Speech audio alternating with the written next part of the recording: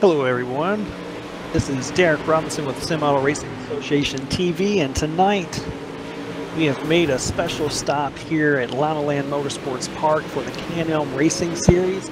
They're doing 65 laps of UMP modified racing. We took the Sarah TV van from South Boston Speedway, where you may have seen Jimmy Mullis, who's the point leader, win the Dr. Noise 150, and we're working our way up to Milwaukee for the Back 40 Wraps Inc. 100 at the Milwaukee Mile. We stopped here in Ohio to catch a little dirt track racing. We made really good time and progress, and here we are. I got Clay Snyder as the producer here with me, as always. He's the Sarah TV van driver. He gets everything going and produces the races and all the equipment. But also got another guy with me. I got Matt Rolfe, who is the Sarah League admin and the guy that makes everything go around there. So go ahead and bring him in. Matt, how you doing today, bud? Hey, I'm pretty good. Glad to be joining you up here in the booth for some dirt racing for a change.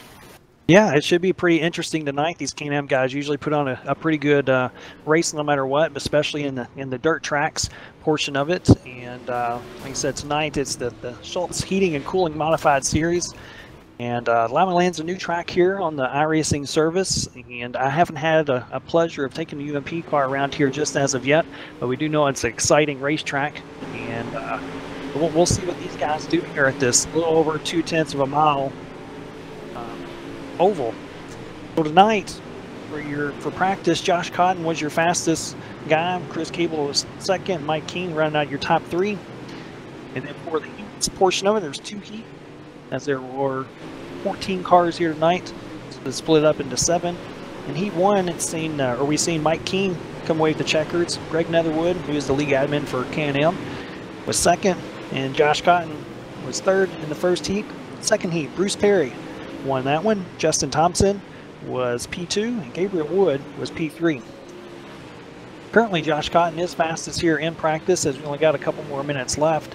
And Matt, us three usually, if we do get out on Sunday nights, if we have enough time, we'll come out here and run with these guys. So, last week we were at Charlotte, where Greg Thompson came away with the victory there, and we all ran there. So for tonight, as we can see the fast guys here, who do you keep an eye out for? Well, I think the key here tonight is how much the track develops.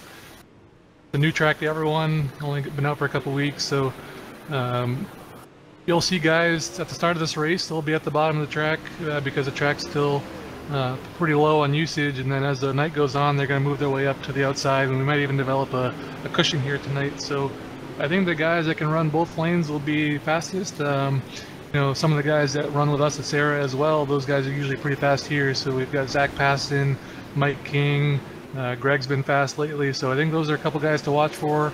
And we don't usually race with these guys all that often, but like you said, we do when we have time. So there's probably going to be a couple other names out there that'll surprise us a little bit, but it'll definitely depend on who is able to use the track the best. Yeah, and it's last week. I don't see Greg Thompson. He was your winner. I don't see him out here this week. So for me, I do look for Josh Cotton to being the one. He's usually fast no matter what as well. But there are a couple of lines here, especially since Can-Am starts their track states out at 0%, so they can try to build up their own little cushion instead of iRacing doing it for them. And early on, you may have a middle to bottom groove potentially, but the top spide's always fast. Now also here in Can-Am Racing Series, they run fixed setups. So, it's not open setups where everyone can kind of do their own deal and tune their cars to wherever they want to run. Sometimes you have to run where the car wants to run. And usually the setup can dictate that. So it also comes into driver preference on that setup. Some people may like the fixed setup. It works well with their driving style. Other ones may not. So, that's another key factor here. You have to change your driving style according to what the car is instead of vice versa. So we'll see what happens with that here tonight as they're about to grid up and get this 65 laps of UMP modified action here underway for the Can-Am Racing Series. Go ahead and pull up the standings here. Currently, Josh Cotton is leading the way with 212 points. Mike King is just 12 points behind him, so we'll see if he can make ground here tonight. Greg Netherwood is in third. Bruce Perry fourth. Zach Passon rounding out your top 5. Sixth is Josh Gaiman. Seventh is George Smith III. Eighth is Josh Sun. 9th is our producer here tonight, Clay Snyder. We've got 1 win under his belt in this series so far this year. Round out your top 10 is Mike Schultz. Go ahead and pull up the grid here as well, as Bruce Perry will be starting on the row or on the pole. Outside of him is Mike King. Starting 3rd is Gabriel Wood. 4th is the series admin, Greg Netherwood, who came away with the win last week in Sarah, mind you, in the midget series. 5th is Justin Thompson. 6th, Josh Cotton. 7th, GT Smith. 8th, Chris Cable. 9th, Rodney Hack. And rounding out your top 10 is Zach Passon.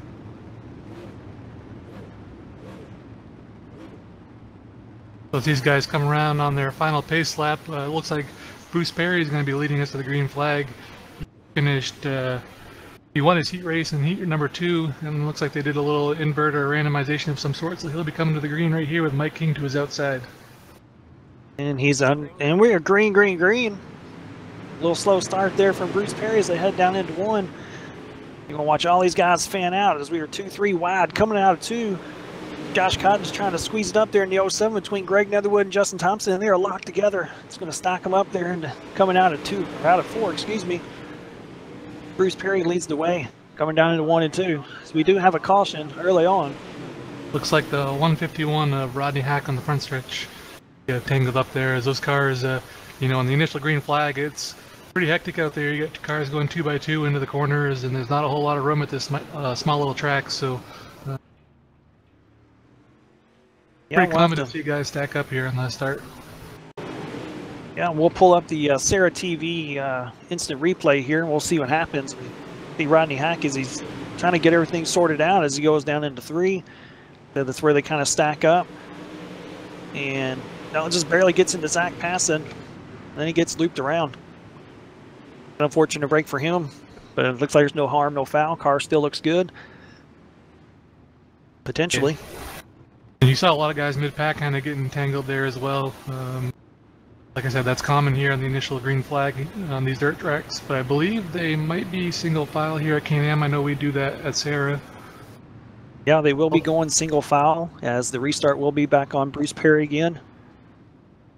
Actually, just got the word there. It looks like they're doing double file restarts, so we'll see if they can sort things out here this time. Yeah. Double file restarts. We're going to come back here to green. Green, green, green. Bruce Perry gets off to a better start this go around. Mike King's going to follow in behind him. Coming out of 2 here, going back down into 3 is their single file from 1, 2, and 3. Watch the 00 Gabriel Wood here on the outside. Looks like he's going to try to make some action happen there. Gets up into the wall a little bit. I think before the race we mentioned that I think the bottom to the middle groove will be the place to be so far, and that's where it looks like everyone's trying to run. We got a couple guys on the outside, but it hasn't quite developed quite yet, so look for those guys to get a contact up front with Greg and Mike King. Yeah, look for these guys to stay on the bottom for now, but as the run goes on, you'll definitely see them move up a little bit. And you got the 9 and the 99 battling side by side as the leader gets up into the wall a little bit as they're 3 wide coming out of 2. Bruce is still in the wall. Calls it a big checkup. Mike King's got to check up a little bit there as well, as you got 4 cars battling for the lead. Excuse me. Justin Thompson comes out with the lead. He jumped over those guys as they were battling, so Thompson's up to the lead, and it looks like that Josh Cotton in second already. I think he's going to be the one to watch for here. Yes, Josh Cotton in the 07's already showing P2 as the bottom line is the preferred line currently, but watch that bottom line go away as more laps come in. Guys start moving up the track. You see a couple there in the background already running the top line. You can get a huge run coming out of these turns, especially the high bank turns here at Limaland, and really carry some big speed and momentum down the straightaway. But currently everyone's bottom feeding. That line will dry out and go away. The air and track temperature is at 78 degrees during practice. Somehow the track temperature is at 104, so it was molten lava out there that they were racing the heats and practicing in. It's a little completely different track temps currently. As the night's falling down on these guys. As the top 2 begin to pull away, we get a good battle for third here as Bruce Perry and Greg Netherwood run side by side, and they get company right behind them as well as they go down in turn 3. Yeah, there's Gabe Woods down there down low as they're 3 wide coming out of turn. That's extremely tight as Bruce Perry makes it work. He looks like he's going to benefit from it. Let's go ahead in front of Greg Netherwood there in the 99. Just behind them, Mike King, he's still holding true. He's still... Oh, there's contact. Greg gets all crossed up. There's plenty of action going down here early at the Limaland. Got a battle up front for the lead as well. Go back up front to the 9 car, Justin Thompson, and 07 of Josh Cotton, and these guys are battling and out. There's this action all over this place, and this is what dirt racing's all about. Find your line and let it rip.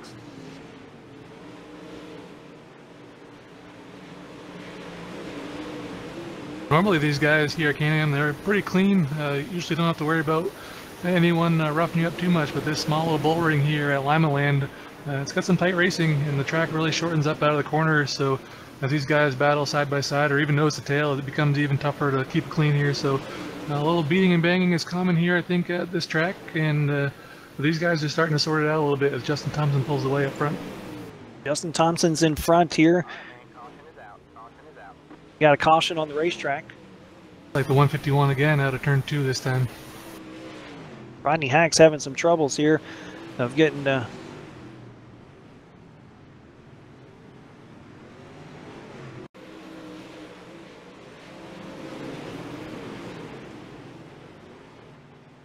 see what happened here with Rodney Hack. Looks like it's maybe, oh, we caught the yeah, he just murked himself coming out of 2. Got the right rear hung up on the wall and just hit the track opening there and destroyed the front end of the car. It's going to do a new front clip and some other parts as well. So it's tough luck for Rodney there. Yeah, he'll be done for the night, and as I was just saying, the track definitely tightens up out of turn 2 and turn 4, but turn 2 especially, so if you get caught up in the wall out of 2, it's got that opening right there as well, so that'll definitely end your night if you get that the wrong way, which is exactly what he did there.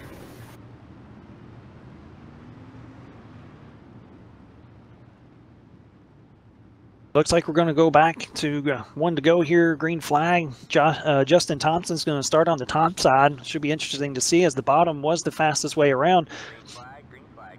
And we are back to green, green, green as he gets off to a good start. Going back down into 1 and 2, and he's going to stay up top. So we'll be able to see what this top side has currently as he gets a big run down the backstretch. Josh Cotton's still going to feed it on the bottom.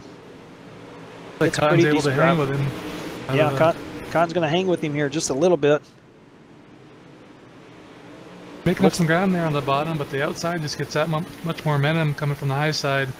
Might have a good battle here for a while. These guys keep it up. We'll see if the outside's able to develop anything yet, but right now, Cotton's making up ground there.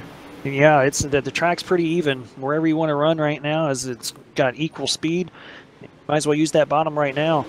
If you can, look for a slide job, maybe potentially from Josh Cotton if he gets a good run out of the turn somewhere. As he hops over one of the inside tires, it's going to cost him a little momentum there.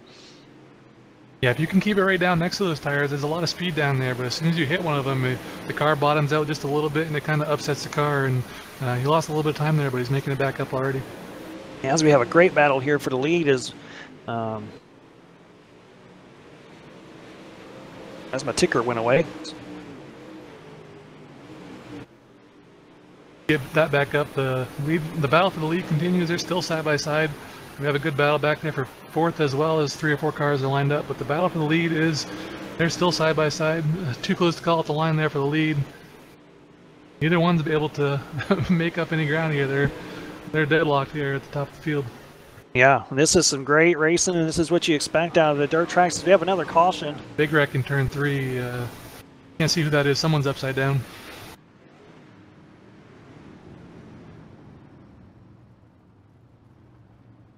What we got here for the 27 to Jamie Russell, still on his lid.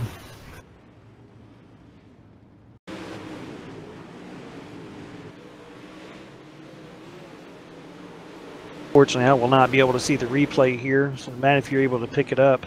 Yeah, it looked like there's a 3-car battle there. I'm not sure what position they're in, about 4th or 5th, and Mike King, Bruce Perry, and Jamie Russell came out of the turn 2.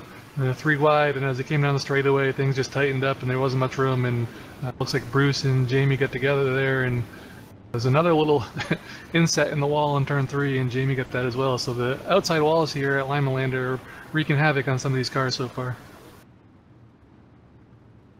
Yeah, but the racing has been really good here.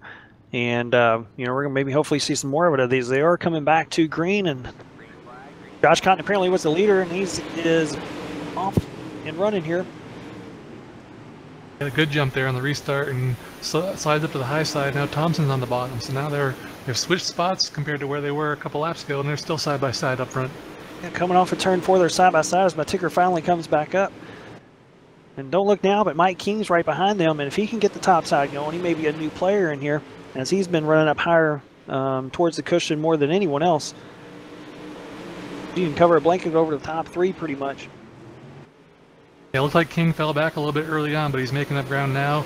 He's found the rhythm, found a groove that's working for him. These cars, they're starting to move up higher and higher, and he's one of those guys that's been up there, so he's more comfortable running that line. He should be able to catch him here, as all 3 of them have gone to the top now.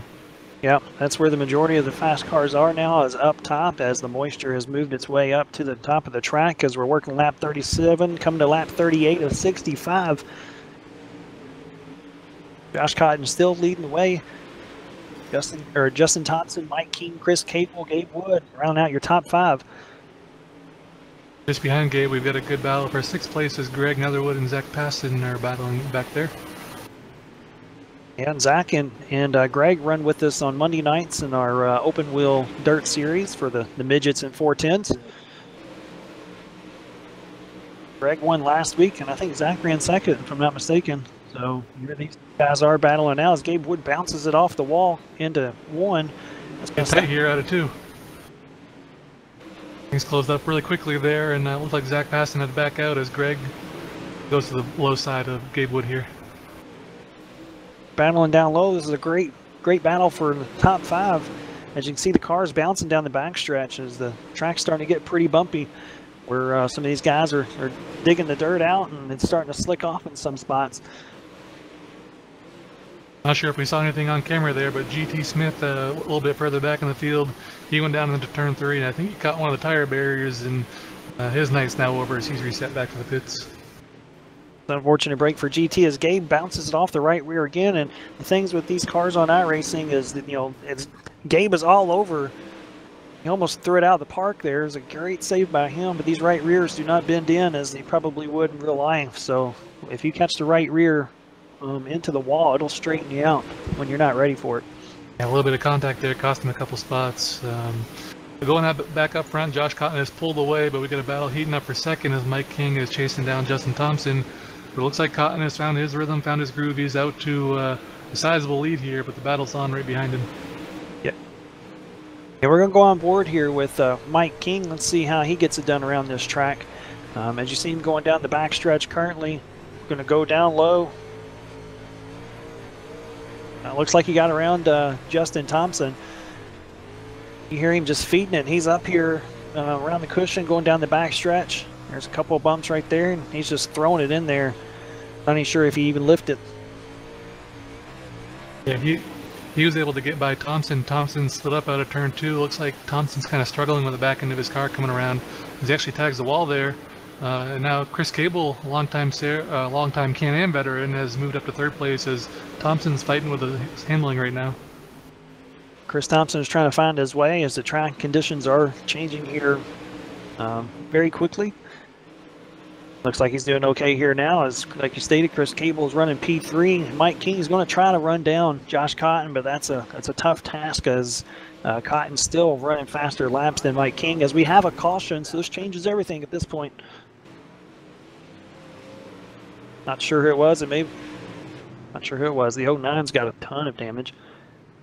Yeah, I didn't see that one either as we were live, but there were about 3 or 4 cars that all got up into the turn 1 and 2 wall. As I believe the track has kind of found its way up to the cushion and up into the high side, and that's where guys are having to run, but it's risky up there getting up into the cushion and up into the outside wall if you miss it by just a couple inches. It does look like it was the 09 out of turn, or going into turn 3, once he got into the backstretch wall, but... Oh yeah. Yeah, it was definitely the 09. He went for a ride and he got into the backstretch wall and did a tank slapper coming out of 2, and with that opening there, it'll definitely send the rear end around if you hit it and send you for a ride, and that's what he went for sure. Now it gets interesting. We're just over 10 laps to go. Josh Cotton's going to choose the high side once again, but he's got company on this restart. Mike King's been fast here in the last few laps, and Chris Cable as well, so we'll see how this restart goes right here. Yeah, we'll see if Mike King has anything for Josh Cotton as he turns it down out of turn 4 and green. He did get off to a great start. Let's see if Mike King ends up throwing a slider on him. A slide job rolling up into him. Oh yeah, parked it right in front of him. Big wreck. Oh, it's tough luck for Josh Cotton. It's just another. Oh, there's no caution. Looks like we stay green. Mike King out front. That slider was kind of risky. He had to do it though if he was going to have anything for Cotton there, and they just came together out of turn 2 and it stacked Cotton up. Looked like Zach Passon was one of the others that got collected in that, but we're still green with 10 laps to go. We're still green, and Mike King is leading the way. Yeah, he threw the slide job. He got off to a good start. Cotton didn't get off to the greatest of starts, it seemed like, and King seen his opportunity and went for it. And like I said, he may have parked it right there in front of Cotton, but Cotton couldn't do anything and hit him and just stacked him up and spun him around. But Justin Thompson's seeing light here. He's going to try to run Mike King down and maybe try to get him up for the win as there are 9 coming to 8 to go. Chris Cable's up here battling with these two. So you got a 3-car battle for the lead, but Cable gets up into the wall, so he's going to lose a little bit of ground here, which that's going to help Justin Thompson because now he doesn't have to worry about what's behind him. He can focus on trying to catch Mike King.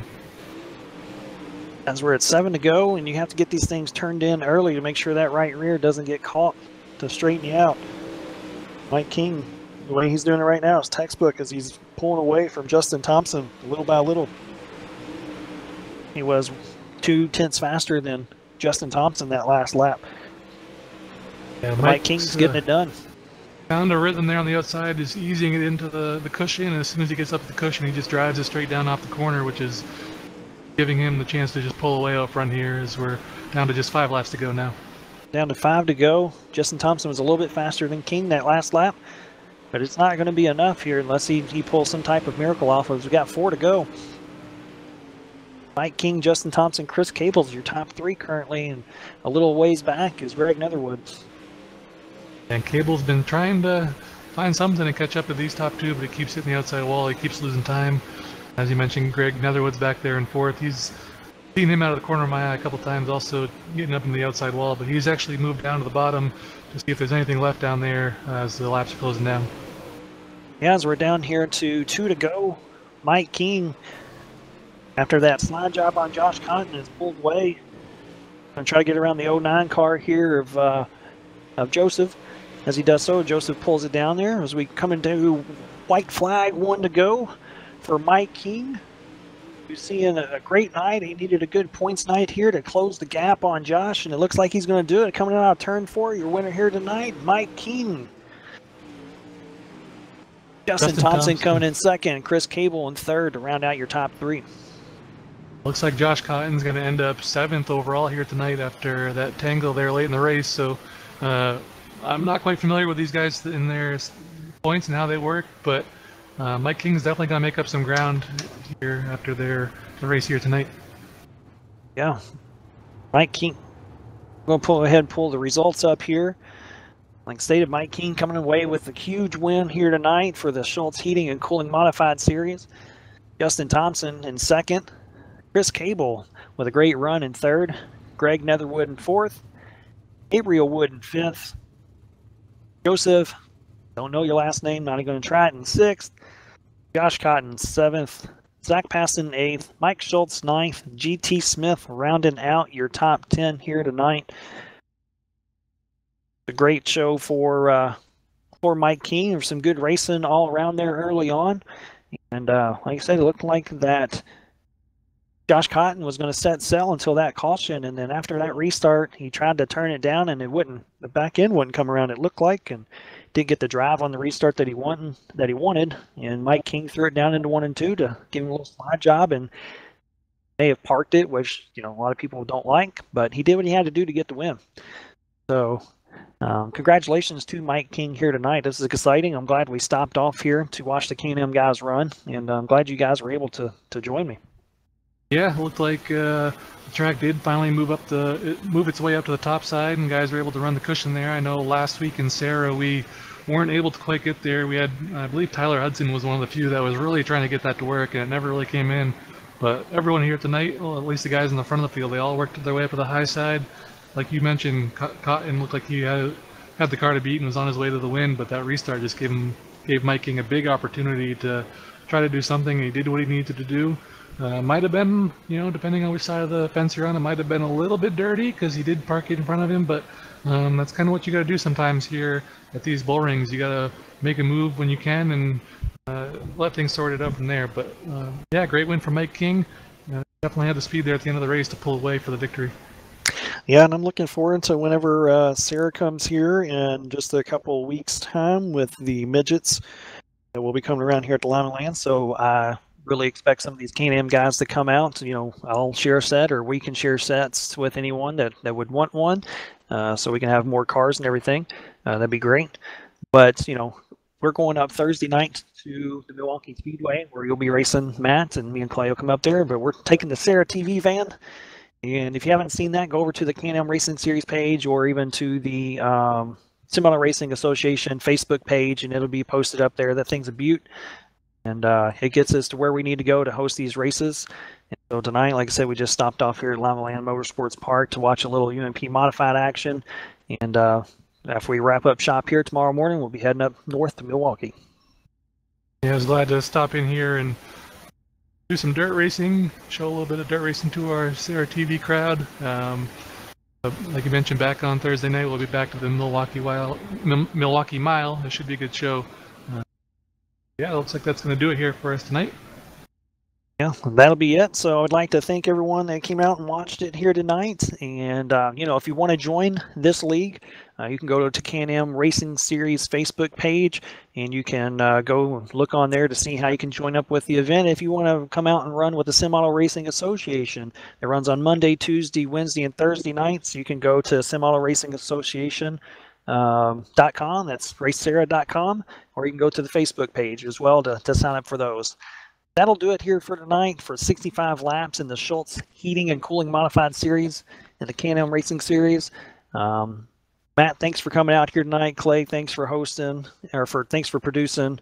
And that's all she's going to rope for tonight. Let's go and get some drinks. And everyone else, have a good night.